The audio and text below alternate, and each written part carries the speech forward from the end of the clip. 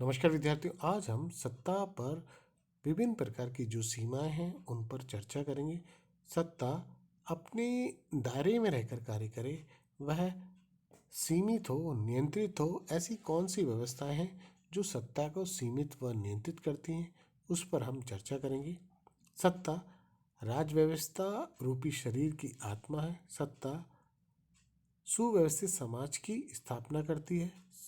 सत्ता अपनी सीमाओं में रहकर, अपने दायरे में रहकर कार्य करे, वह कानूनी व राजनीतिक परिस्थितियों के आधार पर कार्य करे। सत्ता संस्कृति, मूल्यों, परंपराओं, नैतिकता, आस्था, अवधारणाओं के अनुसार कार्य करे, इनके विपरीत न जाए। अतः सत्ता पर विभिन्न प्रकार की सीमाएं हैं। सत्ता का पालन विश्वास के आधार पर, एकरूपता के आधार पर, दबाव के आधार पर और वैधानिकता के आधार पर किया जाता है। और सत्ता के पालन के साथ साथ सत्ता जो संचालित होती है वह अपनी दायरे में रहकर, अपनी व्यवस्थाओं में रहकर कार्य करे, वह सदैव नियंत्रित हो, सीमित हो।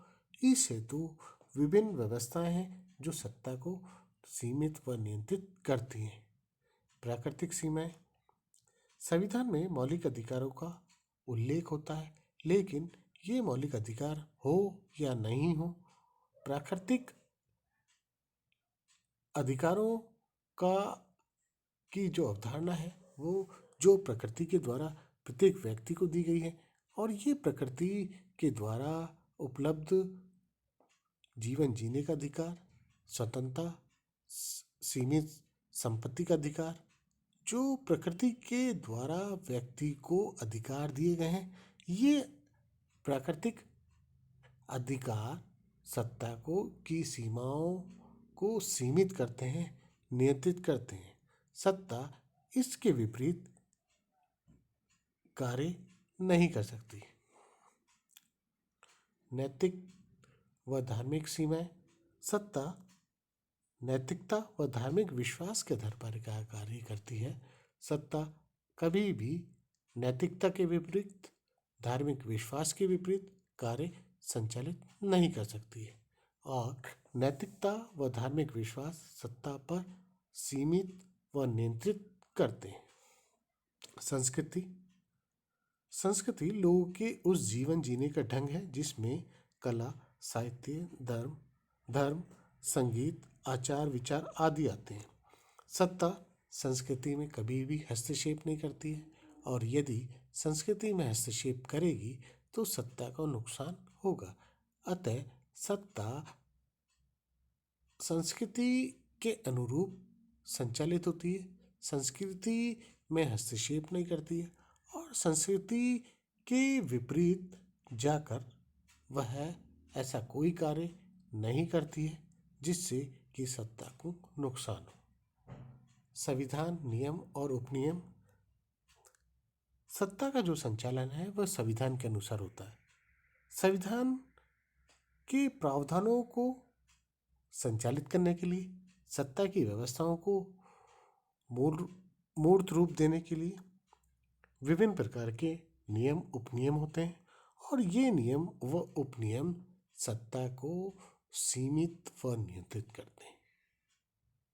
आर्थिक सीमाएं। प्रत्येक राज्य की अपनी आर्थिक व्यवस्था होती है, और आर्थिक व्यवस्था के अंतर्गत आर्थिक साधन, आर्थिक क्षमताएं होती हैं, और आर्थिक क्षमताएं और आर्थिक साधन जो राज्य के विकास के लिए कार्य करते हैं। सत्ता आर्थिक क्षमताओं, आर्थिक साधनों के आधार पर कार्य करती है। सत्ता इनके विपरीत कभी भी जाकर कार्य नहीं करती। आर्थिक साधन, आर्थिक क्षमता सत्ता को सीमित व नियंत्रित करते हैं। अधीनस्थों की क्षमताएं। अधीनस्थों द्वारा निर्मित संघ। कोई भी सत्ता को संचालित करने के लिए अधीनस्थों की क्षमताएं होती हैं। अधीनस्थों के माध्यम से सत्ता संचालित होती है। अतः अधीनस्थों की क्षमताओं के विपरीत कार्य नहीं होता है। साथ में अधीनस्थों द्वारा जो निर्मित संघ है वह भी सत्ता को सीमित व नियंत्रित करते हैं। अंतर्राष्ट्रीय संगठन, अंतर्राष्ट्रीय कानून। सत्ता अंतर्राष्ट्रीय संगठन और अंतर्राष्ट्रीय कानूनों के विपरीत ऐसा कोई कार्य नहीं करती है जिससे कि उस सत्ता पर दबाव बन सके।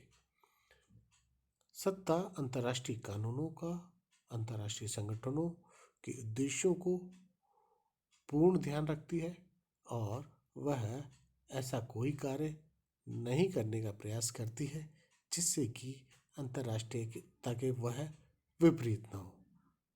इन आधारों के आधार पर सत्ता सदैव सीमित व नियंत्रित होती है। आज हमने सत्ता पर जो विभिन्न प्रकार की सीमाएं हैं उन व्यवस्थाओं पर चर्चा की है जिससे कि सत्ता को अपने दायरे में रहकर, अपनी सीमाओं में रहकर कार्य करना पड़ता है। सत्ता पर विभिन्न प्रकार की सीमाएं हैं जो सत्ता को सदैव अपने दायरे में रहकर कार्य करने के लिए संचालित करती हैं। धन्यवाद।